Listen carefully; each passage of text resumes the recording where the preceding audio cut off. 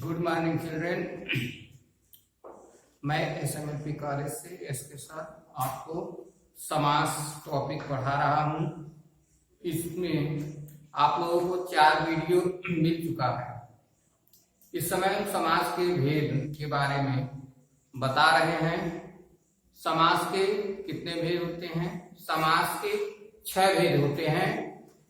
पहला है अव्ययी भाव समास, दूसरा है तत्पुरुष समास, तीसरा है कर्मधारय समास।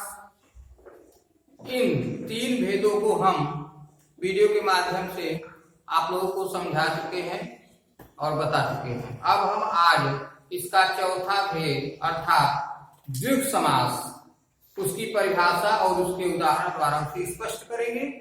इसमें जो भी चीजें नहीं है समझ में आती हैं, आप लोग कमेंट करके कमेंट के माध्यम से मुझे अवगत कराने का प्रयास करें और इसको अधिक से अधिक बच्चों को दिखाएं या बताएं कि आपका जो कॉलेज है वो ऑनलाइन क्लासेस वहां पे स्टार्ट हो गई हैं और अधिक से अधिक वो लोग इसका लाभ उठाएं। तो आज हम आप लोगों को द्विगु समास के बारे में बता रहे हैं। द्विगु समास क्या होता है? तो इसके लिए एक दोहा बताया जा रहा है जिसमें इसके लक्षण या इसकी परिभाषा और इसका एग्जाम्पल इसमें बताया गया है, जिससे इस समास को अच्छी तरह से समझा जा सकता है। तो संख्यावाची प्रथम पद,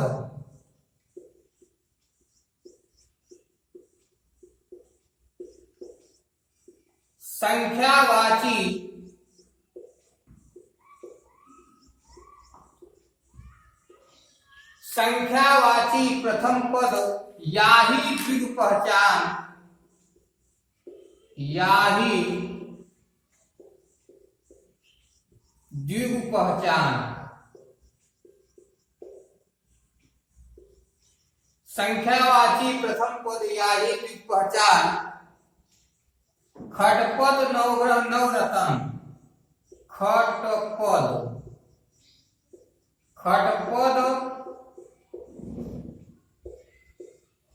नवग्रह नवरत्न, खटपद नवग्रह नवरत्न अष्ट सिंह जस जान, अष्ट सिंह जस जान। फिर से इस दोहे को सुनिए और समझिए। संख्यावाची प्रथम पद याही द्विगु पहचान, खटपद नवग्रह नवरत्न अष्ट सिंह जस जान। अर्थात जिस समास का पहला पद संख्या से प्रकट होता है या संख्यावाची होता है, संख्यावाचक होता है, उस समास को हम द्विगु समास कहते हैं। तो संख्या से प्रकट होने वाले जिस समास का द्विगु समास की यही पहचान है। जो संख्या से प्रकट होता है, जो समास संख्या से प्रकट होता है उसे हम द्विगु समास कहते हैं। यही इसकी पहचान है। जैसे एग्जाम्पल के तौर पर खट पद, खट माने 6, पद माने पैर, 6 पैर ये संख्या प्रकट कर रहा है। नवग्रह, नवग्रह ये सीधा सीधा समझ में आ रहा है कि नवग्रहों के बारे में बताया जा रहा है। नवरत्न जो अकबर के दरबार के नवरत्न थे उनके बारे में बता रहा है, उनकी संख्या 9 है, इसलिए ये कौन सा समास है? द्विगु समास है। अष्ट सिंह, अष्ट माने 8, सिंह माने शेर, तो 8 शेर इसकी भी संख्या प्रकट हो रही है, अतः ये द्विगु समास है। अब अर्थात इसको हम परिभाषा के रूप में लिख सकते हैं, जिस समास का पहला पद, जिस समास का पहला पद, जिस समास का पहला पद संख्या से प्रकट होता है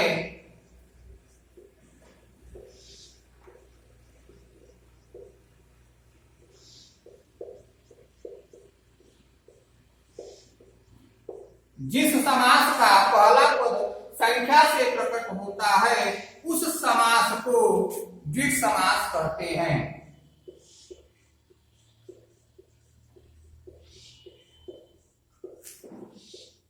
उस समास को द्विग समास कहा जाता है।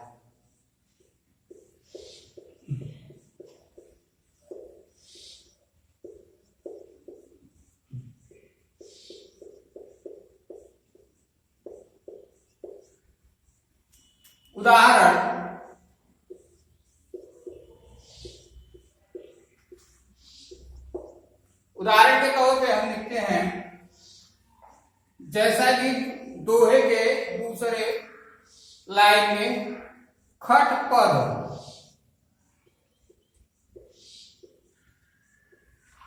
इसका हो जाएगा खट माने छह, पद माने पैर छह। दूसरा है नवग्रह,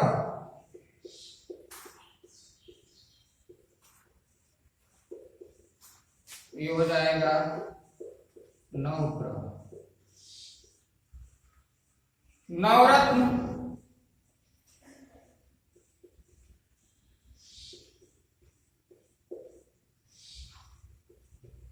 अष्ट सिंह, आठ सिंह या आठ सिंह। इसके बाद चौराहा,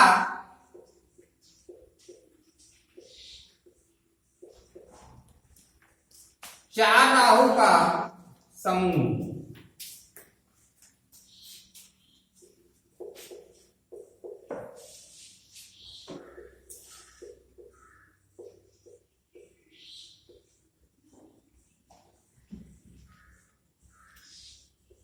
त्रिलोक,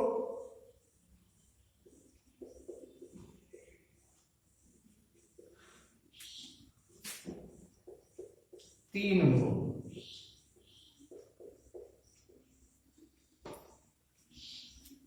इस उदाहरण से स्पष्ट है कि यहाँ पे जितने भी शब्द है ये सब संख्या प्रकट कर रहे हैं। इसका पहला पद संख्या से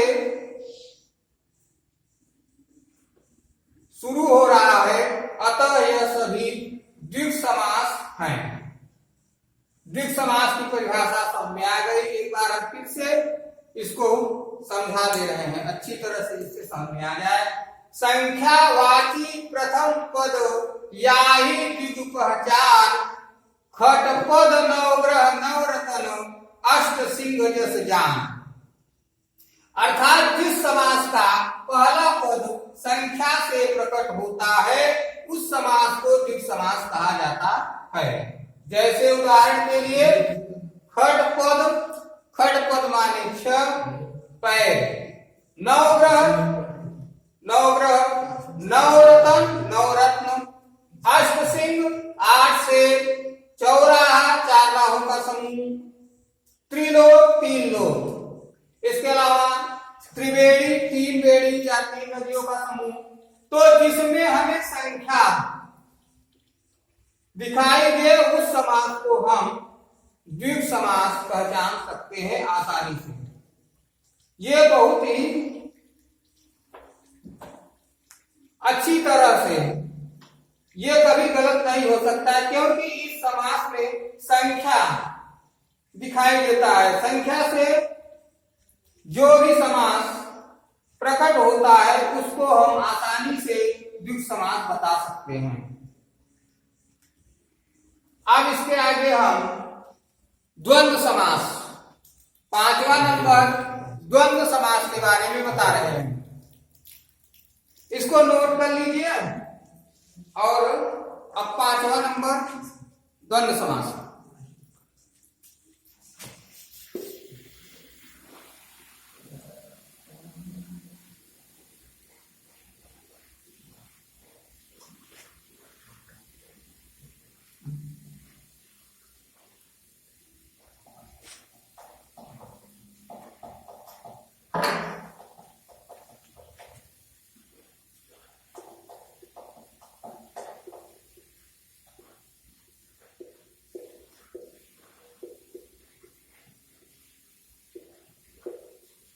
द्वंद्व समास।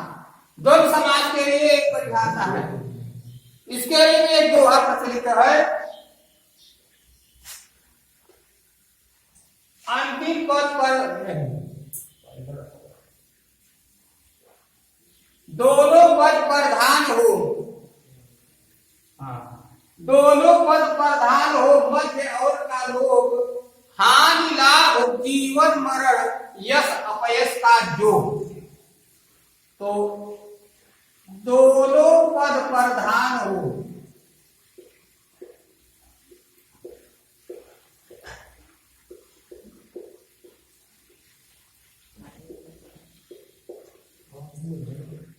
दोनों पद प्रधान हो, मध्य और का लोग, मध्य और का लोग, हानि लाभ जीवन मरण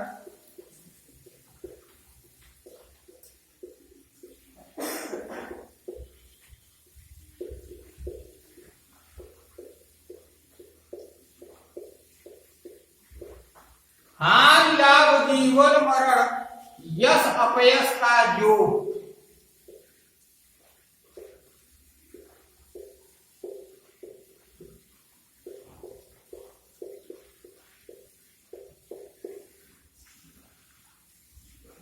अर्थात जिस समास के दोनों पद प्रधान या मुख्य हो और बीच में और शब्द का लोप हो, लोप माने वहां पे और शब्द का पता चले लेकिन वहां पे और शब्द दिखाई न दे, उसको हमें समझना है, वहां लिखा नहीं लिख जाएगा।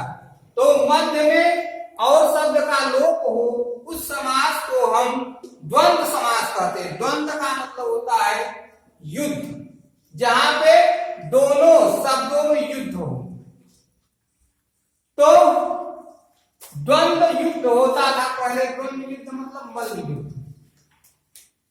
तो जहां पे दोनों पद प्रधान हो, दोनों मल्ल युद्ध बराबर वालों में कुश्ती होता है, तो यहाँ पे दोनों पद उसके मुख्य है, कोई छोटा बड़ा नहीं है।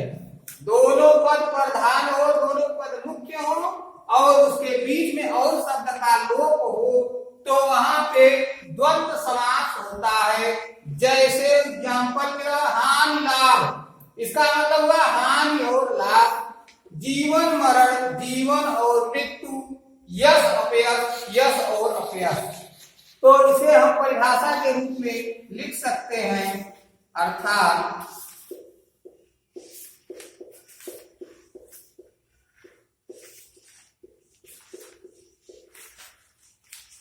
जिस समास के दोनों पद मुख्य हों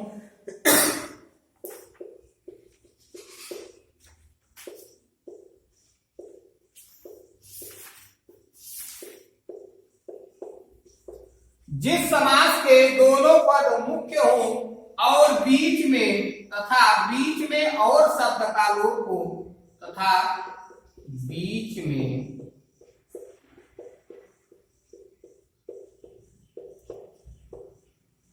और शब्द का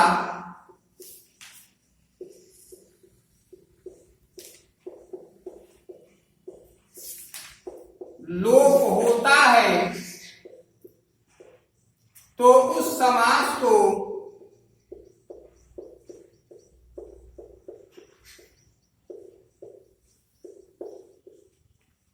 द्वंद्व समास कहते हैं।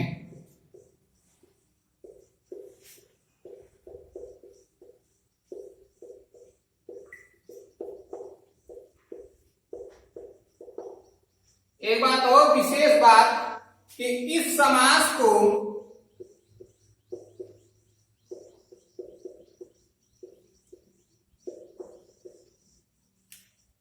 एक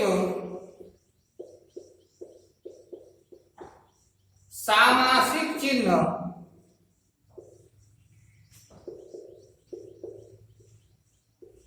ये सामासिक चिन्ह डैश है के द्वारा पहचाना जा सकता है।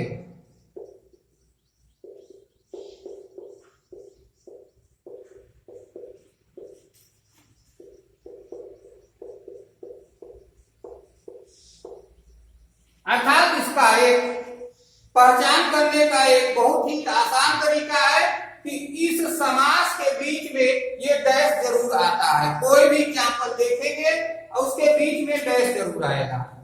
तब डैश आएगा तो समझ लीजिए कि ये द्वंद्व समास है और इसमें बीच में और शब्द का लोप है। अब एग्जाम्पल उदाहरण,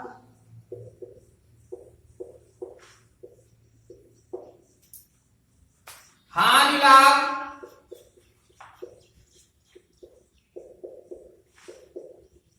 इसका हो जाएगा हानि और लाभ।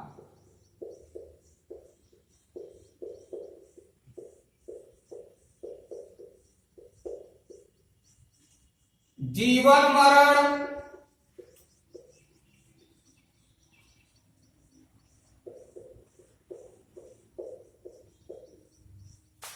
जीवन और मृत्यु,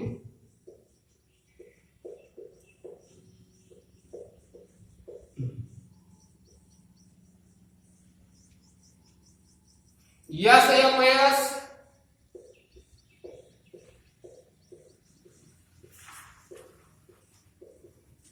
यश और अपयश,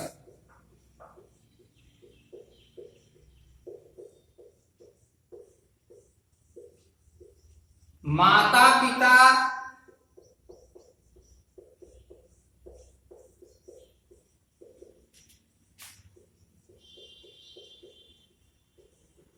माता और पिता।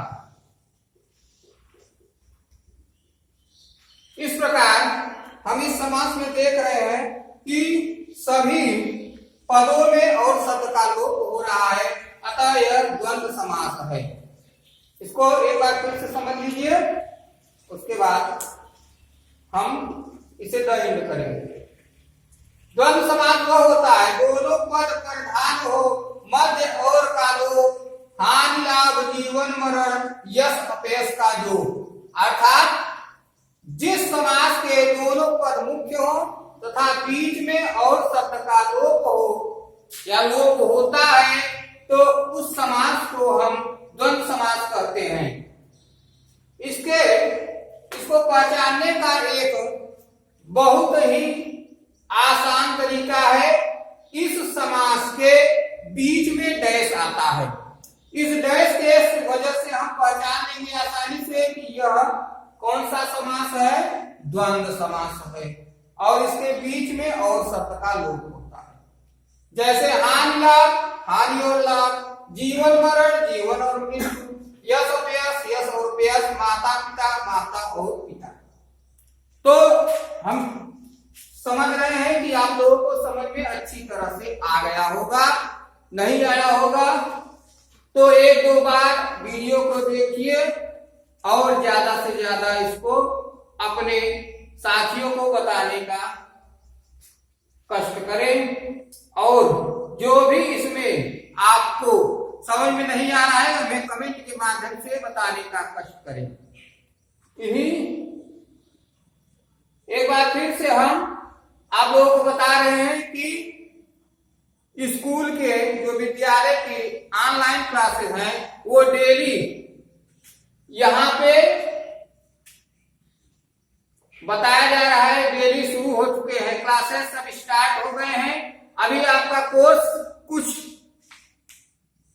टीचर्स आपके कोर्स पढ़ा रहे हैं, कुछ लोग जनरल चीजें भी बता रहे हैं, तो आप लोग सब कुछ उसमें से देखिए और घर पर ही अध्ययन करिए। इन्हीं बातों के साथ मैं अपनी वाणी को विराम दे रहा हूं और नेक्स्ट वीडियो के में आपको